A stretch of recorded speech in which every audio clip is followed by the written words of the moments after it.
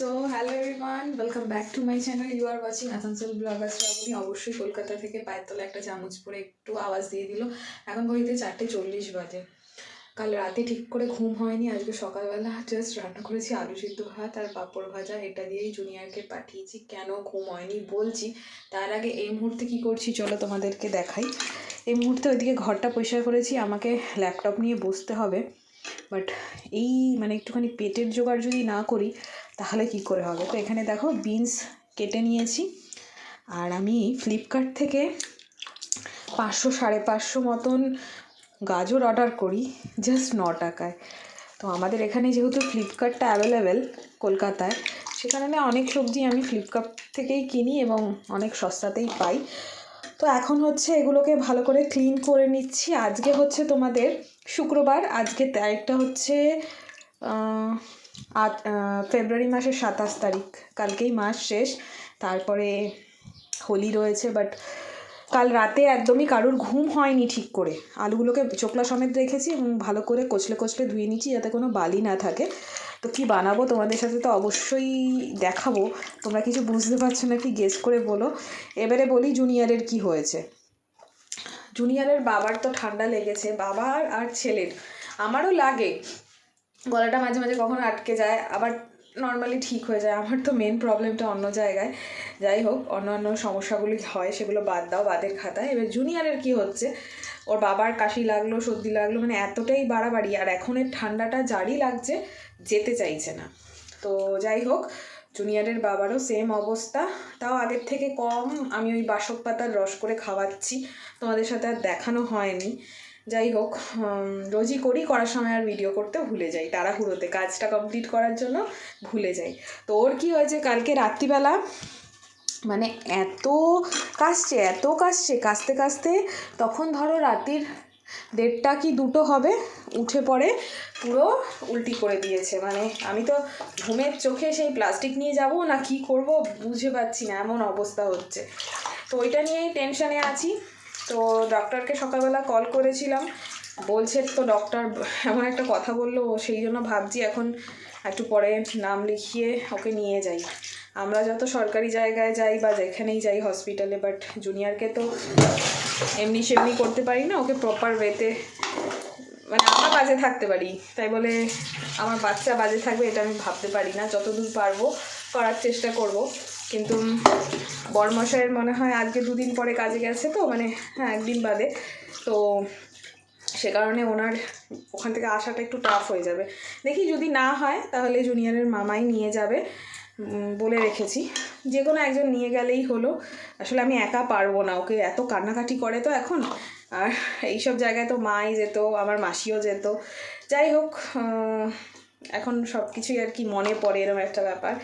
তো কিছুই না, চলো এগুলো এখন কি করব সব বাছাই করে নিই। বাছাই করে নিয়ে তারপরে কি রান্না করছি তোমাদেরকে অবশ্যই দেখাবো। চলো এগুলো তাড়াতাড়ি করে বাছাই করে নিই। দুবার একটু ভালো করে ওয়াশ না করলে ব্যাপারটা ঠিক হবে না। তো চলো ওয়াশ করে তারপরে আসি। সমস্যাটা কী হয়ে যায় বলো তো, ভিডিওটা ডান দিকে ধরলাম কি বাঁ দিকে ধরলাম, কোন দিকে ধরলাম, ভিডিওটা ঠিক মতন রেকর্ডিং হচ্ছে কি হচ্ছে না, এইসব দেখভাল করতে গিয়ে সময় আমার মনে হয় যেন চলে যায়। তো সে কারণে হচ্ছে আমি আজকাল তোমাদের সাথে কিছু শেয়ার করে উঠতে পারি না। এখানে দেখো আলুটা আগে একটু সেদ্ধ বসিয়ে দিয়েছি উইদাউট লবণ, লবণ দিলে বেশি গলে যাবে। তো উইদাউট লবণ এখানে সেদ্ধ বসিয়ে দিয়েছি।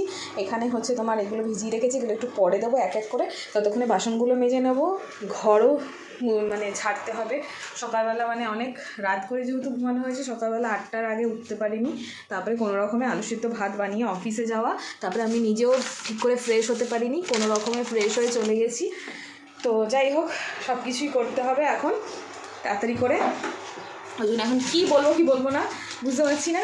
তোমাদেরকে পরে সব কিছু দেখাচ্ছি, আগে কাজগুলো সেরে নিই তাড়াতাড়ি করে। সো এইদিকে দেখো আলুগুলো কিন্তু অর্ধেক সেদ্ধ হয়ে গেছে। এই পর্যায়ে গাজরটা দেবো, কারণ আলুটা সেদ্ধ হতে বেশি সময় লাগে, গাজরটা তার থেকে একটু কম, আবার বিনসটা তার থেকে আরও কম। তো এইভাবে পাটে পাটেই আমি সবজিগুলোকে সেদ্ধ করে নেবো। আর লবণ দেবো না, যেহেতু বেশি সেদ্ধ হয়ে যাবে। এরমভাবে ভেজিটেবলস বয়েল করে তারপরে কিছু একটা করবো, এরমভাবে ভাবলাম চলো খাই, তাহলে সবজিটাও খাওয়া হবে। সবসময় ওই মশলাপাতি দিয়ে সবজি খেতে না ভালো লাগে না, মাঝে মাঝে একটু মুখটাকে চেঞ্জ করার জন্য এরমভাবে খেলেও ভালো লাগে। কারণ আমারও ইঞ্জিনের অয়েল ডাউনই যাচ্ছে, বাট চলতে তো হবে বলো, একার হাতে সব কিছু সামলানো A to Z। সকালবেলা ঘুম থেকে উঠেই বাসি ঘর দুয়ার মুছে রেখেই প্রত্যেক দিন যাই। আজকে একটু সামনেটা ঝাড় দিয়েই চলে গেছি, কারণ উঠেছি দেরি করে, আর ওঠার পরে এত কোমরে ব্যথা করছিল যে কি বলবো, তখন আমার কিছুই করতে ইচ্ছে করছিল না। যাই হোক, এখন ওইদিকে রান্নাঘরটা মুছে নিয়ে, ডাইনিংটা মুছে নিয়ে এখন আমি এদিকে ঘরটা মুছে নিচ্ছি। তো যাই হোক, এখন মোছামুছি করে নিয়ে ওইদিকে মানে সব কাজই করছি। মানে আগে ঝাড়ু দিলাম, তারপরে বাসনটাও মাঝে মেজে নিয়েছি, তোমাদের সাথে সেটা শেয়ার করতে পারিনি। বাসন যেটুকু ছিল মাঝামাঝি করে নিয়ে এখন ঘরটা মুছে নিচ্ছি। তারপরে একটু নিজে ফ্রেশ হবো, গপুকে খেতে দেবো, তারপরে দেন নিজে খাবো। তারপরে জুনিয়াকে ডাক্তার দেখানোর একটা চাপ রয়েছে, কে যাবে আমার সাথে। সকালবেলা ডক্টর যা কথাটা বলেছে ওই জন্য আমার ভালো লাগছে না। যাই হোক, এখন ওই বয়েল করা সবজিগুলো এখন হালকা একটু বাটার দিয়ে টস করে নেবো। অবশ্যই এর মধ্যে দেবো লবণ, আর দেবো হচ্ছে গোলমরিচের গুঁড়ো, যেটাকে ব্যালেন্স করবে। তো নুন আর একটু ঝাল আর একটু টকও তোমরা অ্যাড করতে পারো, এর মধ্যে লেবুর রসও দেওয়া যেতে পারে, বাট আমার কাছে এই মুহূর্তে লেবুর রস নেই। ভিনিগার দিলে টেস্টটা পুরোই বেখাপ্পা হয়ে যাবে, সে কারণে আমি ভিনিগার অ্যাড করব না। গোলমরিচও আনতে হবে, ভুলে যাই জানো তো আজকাল কোনটা আছে কোনটা নেই। সেদিনকার দেখছি যে কালো সর্ষে ফোড়ন দিতে গিয়ে দেখছি সর্ষে আর নেই।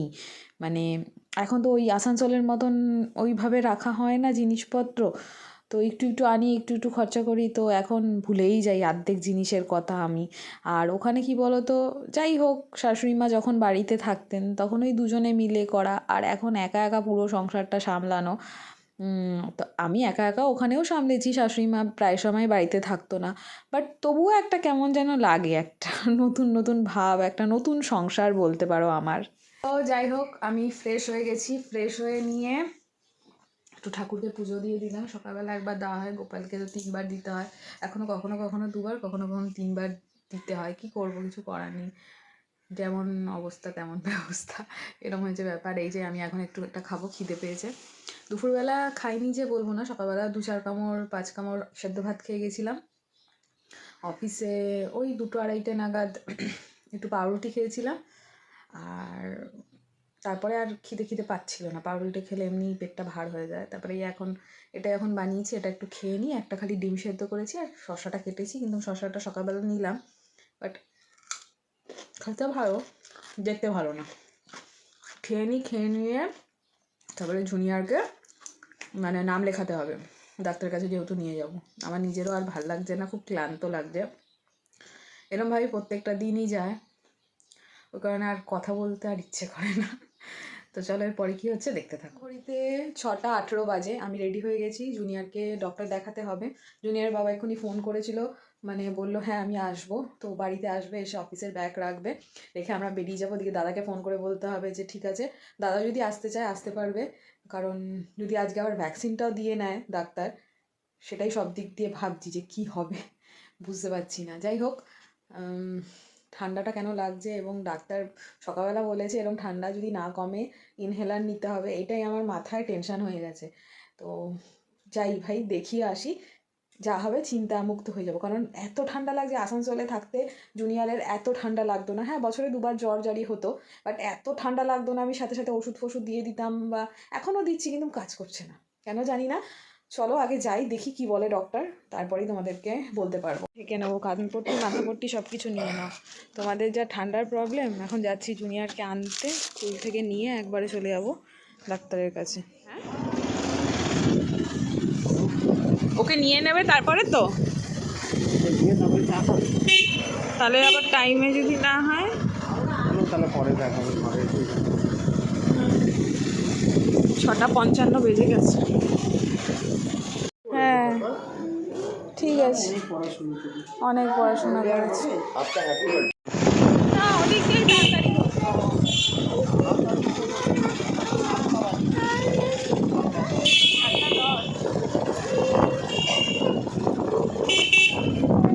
লক্ষ্মীর দাদুর কাছে যাব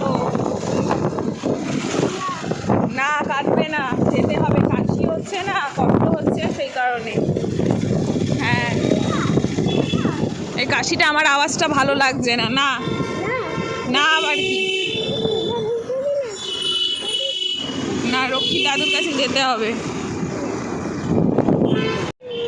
বসো এখানে, আমাদের খিদে পেয়ে গেছে, তাই আমরা এখন খাবো হচ্ছে ঝালমুড়ি। তুমি খাবে ঝালমুড়ি?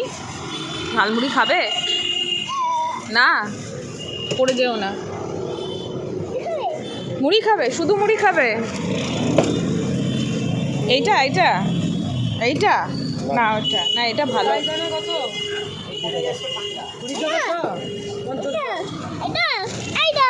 কোনটা?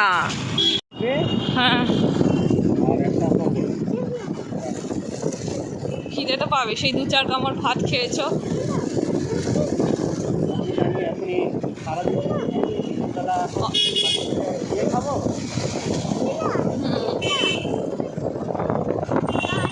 এই দিকটা দেখেছো আবার ঠান্ডা কেমন, হেলমেটটা পরেই আসে বাদতে। এদিকটা বিশাল ঠান্ডা, মানে আমাদের শ্রীপুরের মতন এই জায়গাটা। এদিকে ঠান্ডা বেশি।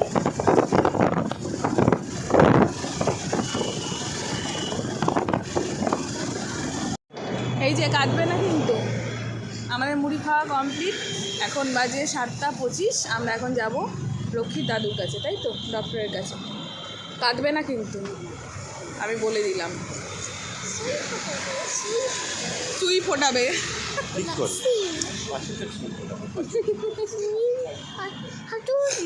না না, হাতে ফোটাবে। কত তুমি জানো না? কত ফ্লাওয়ার দেখো, দেখো ফ্লাওয়ার দেখো।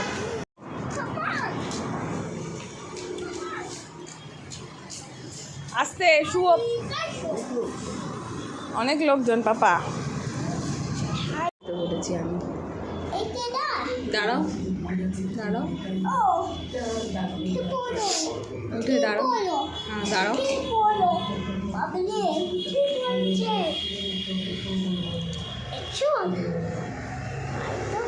ঠিক করে সোজা হয়ে দাঁড়াও।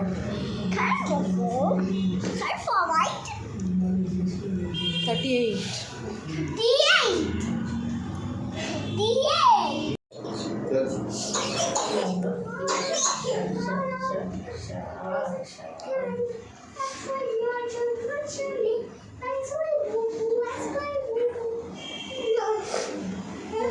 পড়ে যাবি, ওই পড়ে যাবি।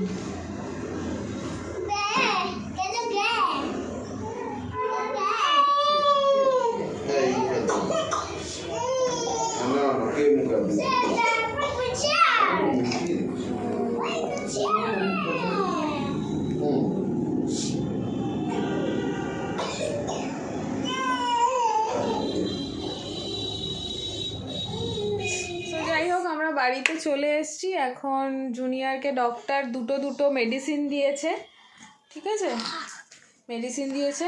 জলটা খেয়েছি তো, জলটা খেয়েছে তো বল। দুটো যাচ্ছে। বাইকে বাবা গেল মেডিসিন আনতে, তো ওর পাপা গেল মেডিসিন আনতে। আর এখন হচ্ছে ক্রমটা নিও না, আসো, হাত মুখ মুছিয়ে দিতে হবে।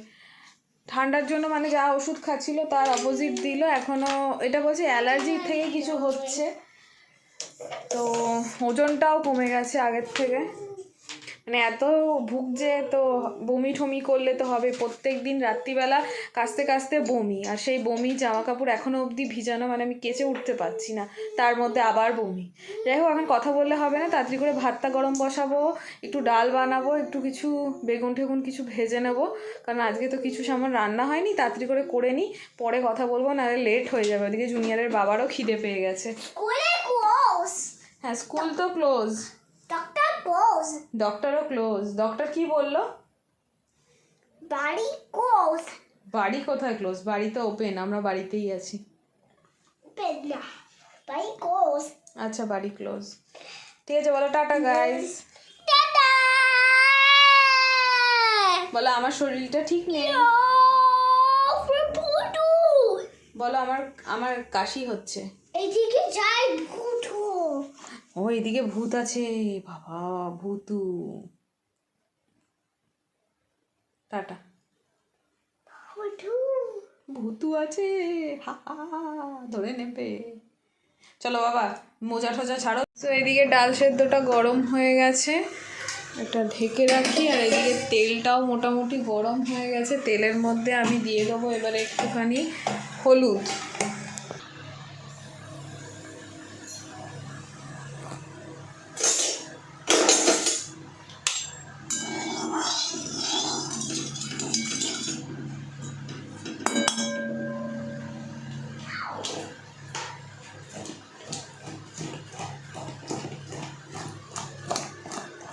আর এই যে এখানে আগের থেকেই বেগুন